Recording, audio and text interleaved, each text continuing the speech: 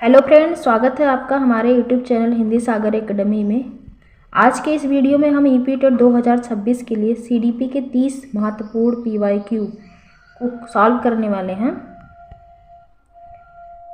अगर आप UP TET या शिक्षक भर्ती की तैयारी कर रहे हैं तो इस वीडियो को अंत तक ज़रूर देखें। चलिए शुरू करते हैं। आज का प्रश्न है, पहला प्रश्न है, शिक्षण विधि का चयन करते समय निम्न में से किसको ध्यान में रखने की आवश्यकता नहीं है। शिक्षण विधि का चयन करते समय निम्न में से किसको ध्यान रखने की आवश्यकता नहीं है। ऑप्शन 1 है अभिभावक की पृष्ठभूमि, ऑप्शन 2 है विद्यार्थियों का मानसिक स्तर, ऑप्शन 3 है व्यक्तिगत भेद, ऑप्शन 4 है विषय की विशिष्ट प्रकृति। ऑप्शन 1 सही है, अभिभावक की पृष्ठभूमि। प्रश्न 2 है, निम्न में से कौन सी बाल्यावस्था की एक विशेषता नहीं है। निम्न में से कौन सी बाल्यावस्था की एक विशेषता नहीं है। ऑप्शन 1 है जिज्ञासा की कमी, ऑप्शन 2 है वृद्धि में स्थिरता, ऑप्शन 3 है सामूहिकता की प्रबलता, ऑप्शन 4 है समूह एवं खेलों में सहभागिता। ऑप्शन 1 सही है, जिज्ञासा की कमी। जिज्ञासा की कमी नहीं होती है, जिज्ञासा प्रचुर मात्रा में पाया जाता है। प्रश्न 3 है, निम्न में से कौन सा सृजनात्मक प्रक्रिया से संबंधित नहीं है। निम्न में से कौन सा सृजनात्मक प्रक्रिया से संबंधित नहीं है।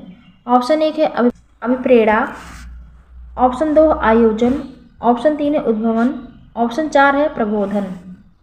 ऑप्शन 1 सही है, अभिप्रेरणा। प्रश्न 4 है, निम्न में से कौन सा वृद्धि और विकास का प्रथम चरण है। निम्न में से कौन सा वृद्धि और विकास का प्रथम चरण है। ऑप्शन 1 है सामाजिक विकास, ऑप्शन 2 है नैतिक विकास, ऑप्शन 3 है शारीरिक विकास, ऑप्शन 4 है मानसिक विकास। ऑप्शन 3 सही है, शारीरिक विकास। प्रश्न 5 है, सीखना एक प्रकार के व्यवहार का डैश है। सीखना एक प्रकार के व्यवहार का डैश है। ऑप्शन 1 है विस्तार, ऑप्शन 2 है संशोधन, ऑप्शन 3 है बचाव, ऑप्शन 4 है प्रसार। ऑप्शन 2 सही है, संशोधन। सीखने का मतलब है व्यवहार में परिवर्तन या संशोधन। प्रश्न 6 है, स्किनर बॉक्स का प्रयोग किया जाता है। स्किनर बॉक्स का प्रयोग किया जाता है। ऑप्शन 1 है चालक अनुबंधन के लिए, ऑप्शन 2 है चालक अधिगम के लिए, ऑप्शन 3 है शाब्दिक अधिगम के लिए, ऑप्शन 4 है आकस्मिक अधिगम के लिए। ऑप्शन 1 सही है, चालक अनुबंधन के लिए। प्रश्न 7 है, बुद्धि मापन की भाटिया बैटरी परीक्षण में कितने उप परीक्षण होते हैं। ऑप्शन 1 है 8 उप परीक्षण, ऑप्शन 2 है 4 उप परीक्षण, ऑप्शन 3 है 5 उप परीक्षण, ऑप्शन 4 है 7 उप परीक्षण। तो ऑप्शन 3 सही है, 5 उप परीक्षण। प्रश्न 8 है, किंडरगार्टन विधि का प्रतिपादन किसने किया है। किंडरगार्टन विधि का प्रतिपादन किसने किया है। ऑप्शन 1 है मांटेसरी, ऑप्शन 2 है कुक, ऑप्शन 3 है फ्रोवेल, ऑप्शन 4 है बाल्दन। ऑप्शन 3 सही है, फ्रोवेल। किंडरगार्टन पद्धति के जनक फ्रोवेल हैं और उन्होंने कहा कि बच्चे खेल के माध्यम से ही सीखते हैं। प्रश्न 9 है, संकलनात्मक परामर्श के जन्मदाता हैं। संकलनात्मक परामर्श के जन्मदाता हैं। ऑप्शन 1 है रोजर्स, ऑप्शन 2 है विलियमसन, ऑप्शन 3 है धनिन, ऑप्शन 4 है इनमें से कोई नहीं। ऑप्शन 2 सही है, विलियमसन। प्रश्न 10 है, छात्र के अवांछित व्यवहार के संशोधन हेतु सबसे प्रभावी विधि है। ऑप्शन 1 है उसे नज़रअंदाज करना, ऑप्शन 2 है उसे माता पिता को सूचित करना, ऑप्शन 3 है छात्र को दंडित करना, ऑप्शन 4 है अवांछित व्यवहार के कारणों का पता लगाना तथा उपचारों का सुझाव देना। ऑप्शन 4 सही है, अवांछित व्यवहार के कारणों का पता लगाना तथा उपचारों का सुझाव देना। प्रश्न 11 है, डिसलेक्सिया संबंधित है।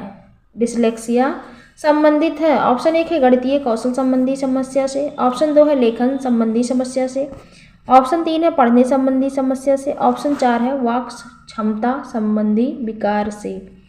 ऑप्शन 3 सही है, पढ़ने संबंधी समस्या से। लिखने संबंधी होता है डिस्ग्राफिया, और गणितीय कौशल संबंधी किससे होता है डिस्कैल्कुलिया। प्रश्न 12 है ब्रेल लिपि एवं टेप रिकॉर्डिंग किसके लिए शैक्षिक प्रावधान के रूप में प्रयुक्त किए जा सकते हैं। ब्रेल लिपि एवं टेप रिकॉर्डिंग किसके लिए शैक्षिक प्रावधान के रूप में प्रयुक्त किए जा सकते हैं। ऑप्शन 1 है अस्थिबाधित विद्यार्थी, ऑप्शन 2 है श्रवण बाधित विद्यार्थी, ऑप्शन 3 है दृष्टिबाधित विद्यार्थी, ऑप्शन 4 है शारीरिक रूप से विकलांग विद्यार्थी। तो ऑप्शन 3 सही है दृष्टिबाधित विद्यार्थी। जिस बच्चे को देखने में दिक्कत होता है उन्हें ब्रेल लिपि एवं टेप रिकॉर्डिंग से शैक्षिक प्रावधान प्रयुक्त किए जाते हैं। प्रश्न 13 है CWSN का अर्थ है। CWSN का अर्थ है। ऑप्शन 1 है एकांगी आवश्यकता वाले बच्चे, ऑप्शन 2 विशिष्ट आवश्यकता वाले बच्चे, ऑप्शन 3 है मजबूत आवश्यकता वाले बच्चे, ऑप्शन 4 है वृद्ध आवश्यकता वाले व्यक्ति। तो CWSN का अर्थ होता है चिल्ड्रन विथ स्पेशल नीड, यानी कि विशिष्ट आवश्यकता वाले बच्चे। ऑप्शन 2 सही है। प्रश्न 14 है निम्न में से कौन सा परामर्श का एक तत्व नहीं है। निम्न में से कौन सा परामर्श का एक तत्व नहीं है। ऑप्शन 1 है विश्वास, ऑप्शन 2 है व्यावसायिक वृद्धि, ऑप्शन 3 है साक्षात्कार, ऑप्शन 4 है संप्रेषण। ऑप्शन 2 सही है व्यावसायिक वृद्धि। ये परामर्श का एक तत्व नहीं है। परामर्श का तत्व होता है विश्वास, साक्षात्कार और संप्रेषण। प्रश्न 15 है मनोविज्ञान शाला उत्तर प्रदेश कहाँ स्थित है। मनोविज्ञान शाला उत्तर प्रदेश में कहाँ स्थित है। ऑप्शन 1 है इलाहाबाद, ऑप्शन 2 है आगरा, ऑप्शन 3 है लखनऊ, ऑप्शन 4 है वाराणसी। ऑप्शन 3 सही है लखनऊ। प्रश्न 16 है जो संबंध स्किनर का चूहों से एवं थॉर्नडाइक का बिल्लियों से था वही संबंध कोहलर का किससे था। जो संबंध स्किनर का चूहों से एवं थॉर्नडाइक का बिल्लियों से था वही संबंध कोहलर का किससे था। ऑप्शन 1 है मुर्गियों से, ऑप्शन 2 है बंदरों से, ऑप्शन 3 है कुत्तों से, ऑप्शन 4 है वन मानुषों चिंपैंजी से। ऑप्शन 4 सही है वन मानुषों चिंपैंजी से। प्रश्न 17 है अधिगम का पठार यानी लर्निंग प्लेटूस है। ऑप्शन 1 है अधिगम में दोष, ऑप्शन 2 है अधिगम की समाप्ति, ऑप्शन 3 है अधिगम में अवरुद्ध वृद्धि, ऑप्शन 4 है अधिगम में अवरोध। ऑप्शन 3 सही है अधिगम में अवरुद्ध वृद्धि। प्रश्न 18 है द बिहेवियर ऑफ ऑर्गेनिज्म पुस्तक के लेखक हैं। द बिहेवियर ऑफ ऑर्गेनिज्म नामक पुस्तक के लेखक हैं। ऑप्शन 1 है हल, ऑप्शन 2 है पैलव, ऑप्शन 3 है स्किनर, ऑप्शन 4 है थॉर्नडाइक। ऑप्शन 3 सही है स्किनर। प्रश्न 19 है छात्रों में सही व्यवहार के प्रशिक्षण हेतु सर्वाधिक महत्वपूर्ण क्या है। छात्रों में सही व्यवहार के प्रशिक्षण हेतु सर्वाधिक महत्वपूर्ण क्या है। ऑप्शन 1 है दंड, ऑप्शन 2 है पुरस्कार, ऑप्शन 3 है प्रशंसा, ऑप्शन 4 है सही व्यवहार का प्रस्तुतिकरण। ऑप्शन 4 सही है सही व्यवहार का प्रस्तुतिकरण। प्रश्न 20 है समस्या समाधान में लक्ष्य प्रवणता में संप्रत्यय को किसने प्रस्तावित किया था।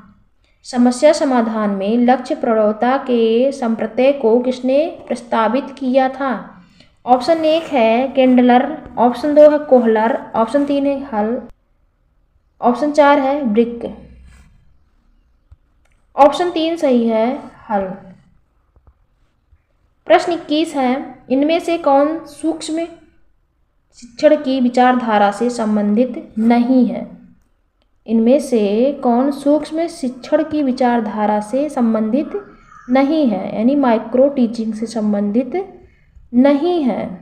ऑप्शन 1 है डेविड ह्यूम, ऑप्शन 2 है D.W. एलन, ऑप्शन 3 है बुश, ऑप्शन 4 है एचिसन। ऑप्शन 1 सही है डेविड ह्यूम। प्रश्न 22 है, निम्न में से कौन सा शिक्षण अधिगम का स्तर नहीं है? निम्न में से कौन सा शिक्षण अधिगम का स्तर नहीं है? ऑप्शन 1 है प्रावर्तीय स्तर, ऑप्शन 2 है स्मृति स्तर, ऑप्शन 3 है अवबोध स्तर, ऑप्शन 4 है दूरवर्ती स्तर। तो ऑप्शन 4 सही है, दूरवर्ती स्तर, ये शिक्षण अधिगम का स्तर नहीं है। प्रश्न 23 है, निम्न में से कौन सी कक्षा शिक्षण में जनतांत्रिक शिक्षण नीति नहीं है? निम्न में से कौन सी कक्षा शिक्षण में जनतांत्रिक शिक्षण नीति नहीं है? ऑप्शन 1 है योजना, ऑप्शन 2 है अन्वेषण, ऑप्शन 3 है व्याख्यान, ऑप्शन 4 है मस्तिष्क उद्वेलन। ऑप्शन 3 सही है, व्याख्यान। प्रश्न 24 है, निम्न में से कौन सी समावेशी शिक्षा की एक विशेषता नहीं है? निम्न में से कौन सी समावेशी शिक्षा की एक विशेषता नहीं है? ऑप्शन 1 है यह दिव्यांग बालकों की देखभाल से उनकी शिक्षा और व्यक्तिगत विकास की ओर सेवा में बदलाव है। ऑप्शन 2 है समावेशी शिक्षा एक सतत प्रक्रिया है। ऑप्शन 3 है यह केवल विशेष आवश्यकता वाले छात्रों के सीखने में वृद्धि है। ऑप्शन 4 है यह सभी विद्यार्थियों की क्षमताओं को अधिकतम स्तर तक बढ़ाना चाहती है। ऑप्शन 3 सही है, यह केवल विशेष आवश्यकता वाले बच्चों या छात्रों के सीखने में अभिवृद्धि करती है। ये समावेशी शिक्षा की विशेषता नहीं है। प्रश्न 25 है, निम्न में से कौन सा फ्लैंडर की अंतःक्रिया विश्लेषण प्रणाली से संबंधित नहीं है? निम्न में से कौन सा फ्लैंडर की अंतःक्रिया विश्लेषण प्रणाली से संबंधित नहीं है? ऑप्शन 1 है अभिभावक कथन, ऑप्शन 2 है शिक्षक कथन, ऑप्शन 3 है छात्र कथन, ऑप्शन 4 है मौन कथन। ऑप्शन 1 सही है, अभिभावक कथन। प्रश्न 26 है, संभाषण में अर्थ की लघुत्तम इकाई है। संभाषण में अर्थ की लघुत्तम इकाई है। ऑप्शन 1 है रूपग्राम, ऑप्शन 2 है ध्वनिग्राम, ऑप्शन 3 है वाक्य, ऑप्शन 4 है शब्द। ऑप्शन 4 सही है, शब्द। प्रश्न 27 है, हम करके सीखते हैं किसने कहा था? हम करके सीखते हैं किसने कहा था? ऑप्शन 1 है सिम्पसन, ऑप्शन 2 है डॉक्टर मेस, ऑप्शन 3 है बोकम, ऑप्शन 4 है कोलसनिक। ऑप्शन 2 सही है, डॉक्टर मेस। प्रश्न 28 है, निम्न में से कौन सा शिक्षण का स्तर नहीं है? निम्न में से कौन सा शिक्षण का स्तर नहीं है? ऑप्शन 1 है चिंतन, ऑप्शन 2 है स्मृति, ऑप्शन 3 है बोध, ऑप्शन 4 है वर्णन। ऑप्शन 4 सही है, वर्णन। प्रश्न 29 है, शिक्षण की अंतःक्रियात्मक अवस्था में मुख्य संक्रिया होती है। शिक्षण की अंतःक्रियात्मक अवस्था में मुख्य संक्रिया होती है। ऑप्शन 1 है प्रत्यक्षीकरण की, ऑप्शन 2 है क्रिया और प्रतिक्रिया की, ऑप्शन 3 है निदान की, ऑप्शन 4 है उपयुक्त सभी। ऑप्शन 2 सही है, क्रिया और प्रतिक्रिया की। प्रश्न 30 है, आज का आखिरी प्रश्न है, एक बालक काली गाय, काला कुत्ता तथा काली वस्तुओं को देखकर डरने लगता है। यह उदाहरण है। ऑप्शन 1 है उद्दीपक सामान्यीकरण, ऑप्शन 2 है अनुक्रिया सामान्यीकरण, ऑप्शन 3 है अनुक्रिया अनुबंधन, ऑप्शन 4 है इनमें से कोई नहीं। तो ऑप्शन 1 सही है, उद्दीपक सामान्यीकरण। तो दोस्तों, अगर आपको ये यूपी टेट 2018 CDP के PY की वीडियो पसंद आया हो तो वीडियो को लाइक करें, शेयर करें और चैनल को सब्सक्राइब जरूर करें। ऐसे ही प्रीवियस ईयर क्वेश्चन और महत्वपूर्ण प्रैक्टिस सेट के लिए जुड़े रहिए। धन्यवाद। मिलते हैं फिर नेक्स्ट वीडियो में।